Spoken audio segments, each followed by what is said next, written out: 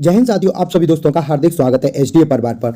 दोस्तों आज हम लेकर आया हूं पॉलिटी के मोस्ट इंपोर्टेंट 50 क्वेश्चन जो कि एमसीक्यू है। दोस्तों यह सीरीज आपके लिए बहुत ही इंपोर्टेंट रहेगी। यहां पर मैं बात करूंगा दोस्तों भारतीय संविधान से जुड़े हुए महत्वपूर्ण प्रश्नों को लेकर। दोस्तों यह प्रश्न वो हैं जो पिछली परीक्षाओं में पूछे जा चुके हैं अधिकतर। तो दोस्तों इन 50 क्वेश्चनों को मैं दोस्तों 2 क्लासों में कवर करूंगा।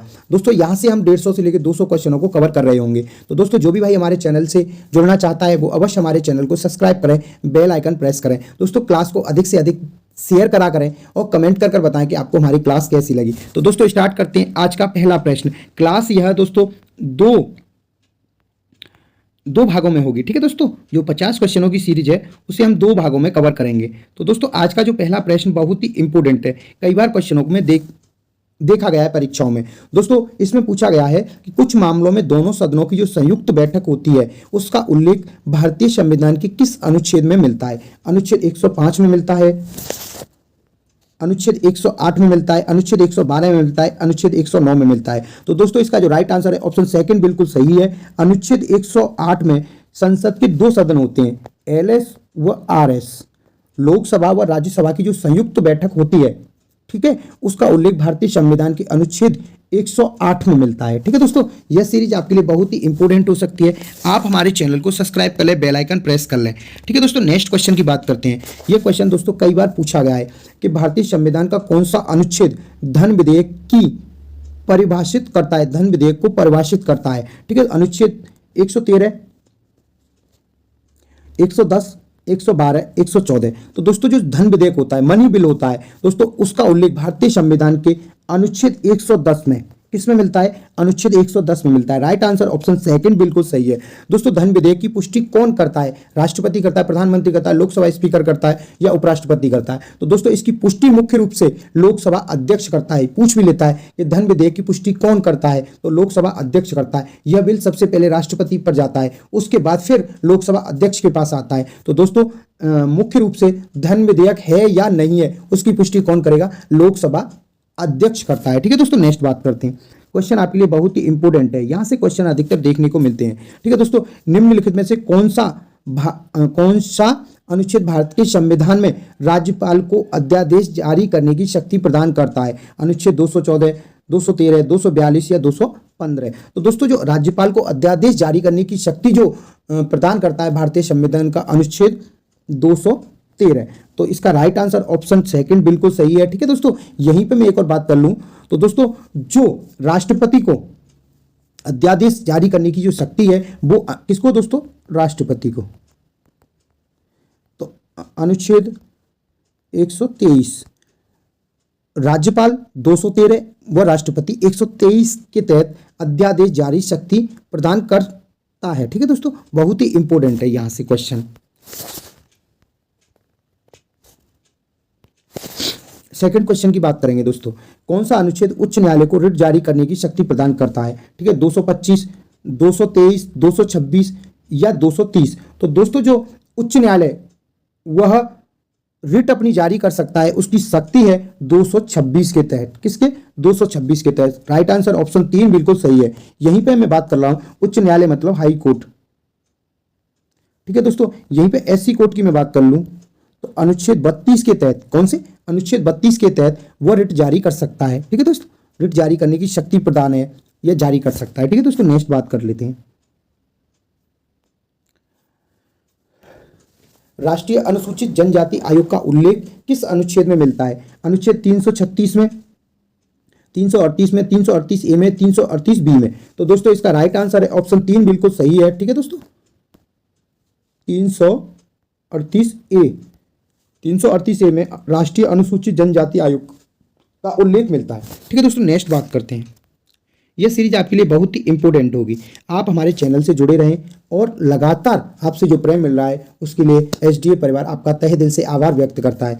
तो दोस्तों भारत के संविधान का निम्नलिखित में से कौन सा अनुच्छेद ग्राम पंचायतों की का अविष्ट उल्लेख करता है। अनुच्छेद 32 करता है, अनुच्छेद 35 करता है, अनुच्छेद 44 करता है, अनुच्छेद 40 करता है। तो दोस्तों जो ग्राम पंचायतों का उल्लेख मिलता है वो भारतीय संविधान के अनुच्छेद 40 में मिलता है। किस में मिलता है, अनुच्छेद 40 में। इसका राइट आंसर है ऑप्शन 4 बिल्कुल सही है। ठीक है दोस्तों, अनुच्छेद 40 में। 44 में यूसीसी के बारे में उल्लेख मिलता है। ठीक है दोस्तों,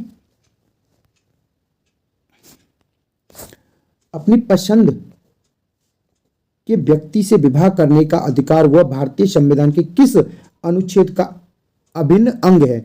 अनुच्छेद 19, अनुच्छेद 18, अनुच्छेद 21 या अनुच्छेद 25? तो दोस्तों भारतीय संविधान के अनुच्छेद 21 किसके द्वारा? 21 के अनुसार अपने मनपसंद व्यक्ति से विवाह करने की स्वतंत्रता है। ठीक है दोस्तों, तो इसका राइट आंसर ऑप्शन 3 बिल्कुल सही है। कौन सा?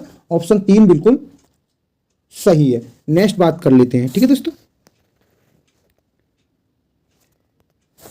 अल्पसंख्यकों के हित की सुरक्षा किस अनुच्छेद में प्रावधान किया गया है? अनुच्छेद 14 में, अनुच्छेद 21 में या अनुच्छेद 29 में या अनुच्छेद 25 में? तो दोस्तों जो अल्पसंख्यकों के हितों के बारे में जो उल्लेख मिलता है अनुच्छेद 29 में, किसमें? 29 में, यानी 29 में इसका जो अल्पसंख्यकों को सुरक्षा के बारे में प्रावधान मिलता है।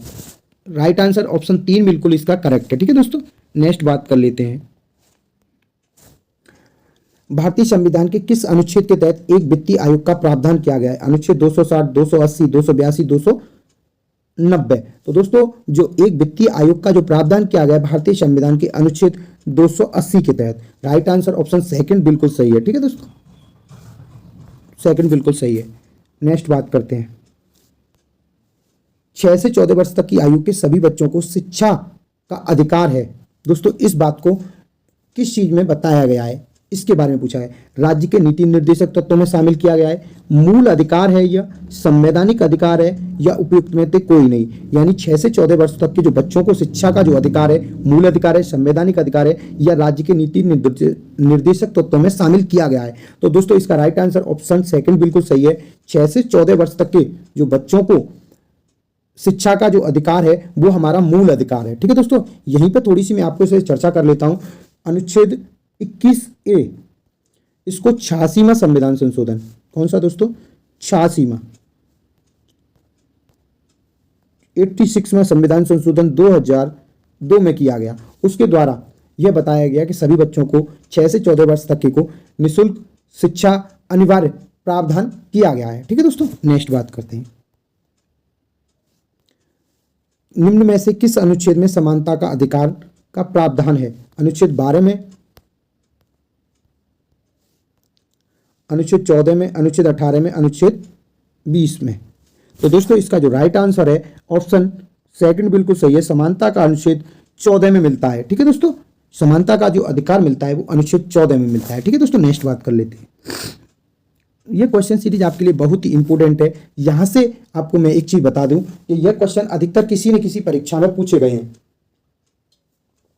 तो आप इनको एक बार ध्यान से पढ़ लें और यह किसी परीक्षा में पूछे जा सकते हैं। जो भारतीय संविधान का निम्नलिखित में से कौन सा अनुच्छेद राज्यपाल की शपथ से संबंधित है? ठीक है दोस्तों, अनुच्छेद 55, अनुच्छेद 58, अनुच्छेद 59, अनुच्छेद 54? तो दोस्तों इसका जो राइट आंसर है ऑप्शन 3 बिल्कुल करेक्ट है। अनुच्छेद 159 में, किसमें? 159 में राज्यपाल की शपथ से संबंधित है। ठीक है दोस्तों, आपको यह बताना है कि राष्ट्रपति की शपथ का उल्लेख भारतीय संविधान के किस अनुच्छेद में मिलता है? दोस्तों मुझे राष्ट्रपति से ध्यान आ गया, मैं आपको बता दूं कि राष्ट्रपति से अधिकतर परीक्षा में क्वेश्चन देखने को मिलते हैं। तो जितने भी जो राष्ट्रपति से संबंधित आर्टिकल्स हैं, अनुच्छेद हैं, उन सभी के लिए एक इंपॉर्टेंट क्लास लेकर आ रहा हूं मैं आपके लिए, बहुत ही इंपॉर्टेंट। दोस्तों मैं जो भारतीय संविधान को, इंडियन पॉलिटी को टॉपिक वाइज को लेकर क्लियर करूंगा। जैसे मैंने 25 क्वेश्चन आज बात कर रहा हूं, अगली बार 25 क्वेश्चनों को लेकर आऊंगा। तो अधिकतर हम यहाँ से 100, 125 क्वेश्चन, 150 क्वेश्चनों को कवर कर चुकेंगे। एक बार मैं राष्ट्रपति को कवर कर दूंगा, एक बार भारतीय संविधान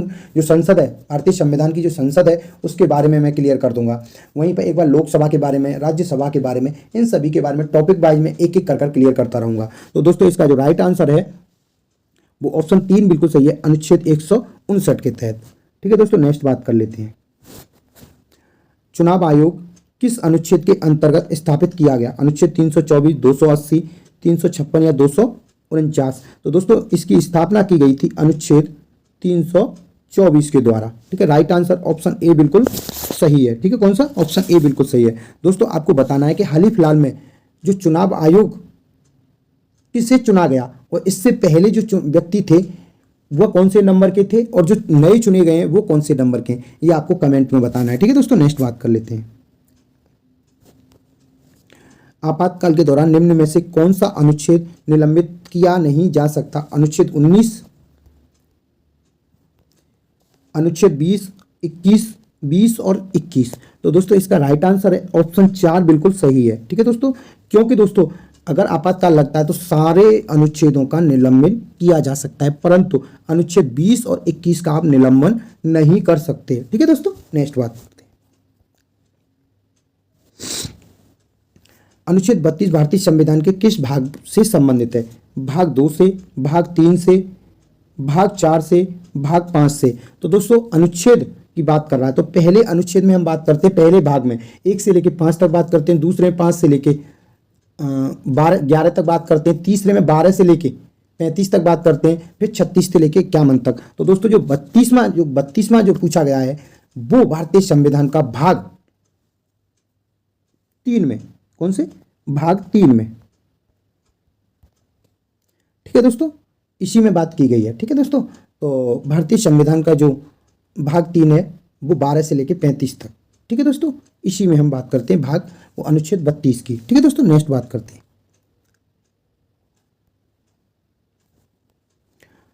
भारतीय संविधान के अनुच्छेद 371 जी में विशेष प्रावधान निम्नलिखित राज्यों से संबंधित हैं। जम्मू कश्मीर से, झारखंड से, मिजोरम से, नागालैंड से। जैसे कि अनुच्छेद 370 के तहत जम्मू कश्मीर को विशेष प्रावधान किए थे, अब तो हटा दिया है, 370 पहले था। ठीक है दोस्तों, उसी प्रकार 371 जी के तहत किस राज्य को विशेष प्रावधान है? तो दोस्तों इसमें बात करते हैं, राइट आंसर ऑप्शन 3 बिल्कुल सही है, मिजोरम को विशेष प्रावधान दिया गया है। ठीक है दोस्तों, किस अनुच्छेद के तहत? 371 जी के तहत। ठीक है दोस्तों, भारतीय संविधान में कौन से अनुच्छेद शोषण के विरुद्ध मौलिक अधिकारों को कर सकते हैं? ठीक है दोस्तों, शोषण के विरुद्ध। तो दोस्तों शोषण के विरुद्ध कौन कौन से अनुच्छेद है? 29, 30, 19 से 22, 18 से 14 से 18 व 23, 24। तो राइट आंसर ऑप्शन 4 बिल्कुल सही है, 23 और 24 शोषण के विरुद्ध है। ठीक है दोस्तों, नेक्स्ट बात करते हैं। भारत के नियंत्रक एवं महालेखा परीक्षक का उल्लेख भारतीय संविधान के किस अनुच्छेद में मिलता है? 144, 148, 130, 138। राइट आंसर ऑप्शन 2 बिल्कुल सही है, 148 में नियंत्रक एवं महालेखा परीक्षक का उल्लेख मिलता है। किसमें दोस्तों? 148 में। साफ लिख देता हूँ, चीज़ें बहुत ही इंपॉर्टेंट है, क्लास आपके लिए बहुत ही इंपॉर्टेंट हो सकती है, आप अधिक से अधिक शेयर करें इस क्लास को। ठीक है दोस्तों, नेक्स्ट बात करते हैं। भारत के राष्ट्रपति पर संविधान के उल्लंघन के लिए किस अनुच्छेद के तहत महाभियोग लाया जा सकता है? तो दोस्तों अनुच्छेद 52, 78, 74 या 61। दोस्तों यहाँ से एक चीज आप सुन लें, इसका राइट आंसर ऑप्शन 4 बिल्कुल सही है, अनुच्छेद 61 के तहत।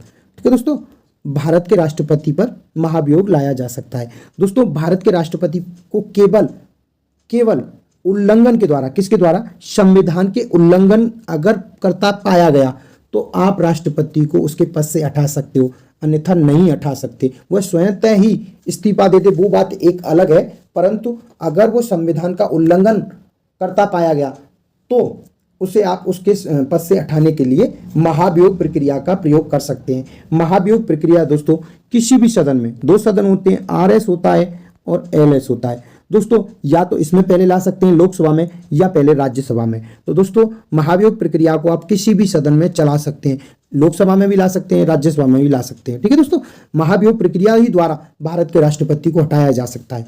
ठीक है दोस्तों, नेक्स्ट बात करते हैं।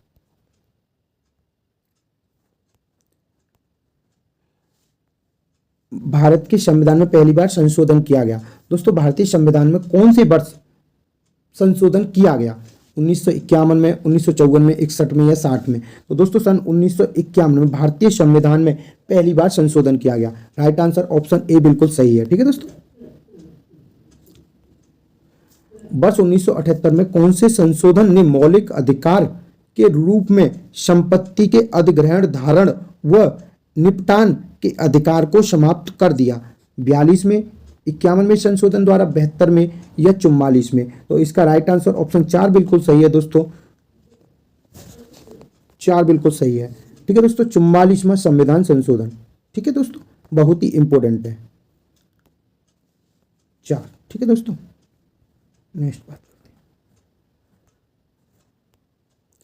कौन सा संविधान संशोधन अधिनियम 2002 सभी बच्चों को मुफ्त शिक्षा, अनिवार्य शिक्षा, प्रारंभिक शिक्षा प्रदान करता है? 84वां संविधान, 85वां, 86वां या 87वां? तो दोस्तों मैंने अभी आपको बताया था कि दोस्तों हमारा भारतीय संविधान का 86वां, ऑप्शन 3 बिल्कुल सही है, 86वां संविधान संशोधन 2002 में किया गया। उसके द्वारा बच्चों को मुफ्त शिक्षा, अनिवार्य शिक्षा व प्रारंभिक शिक्षा प्रावधान करने का अधिकार दिया गया 21A के अनुसार, ठीक है, अनुच्छेद 21 यानी 21A के अनुसार, ठीक है दोस्तों।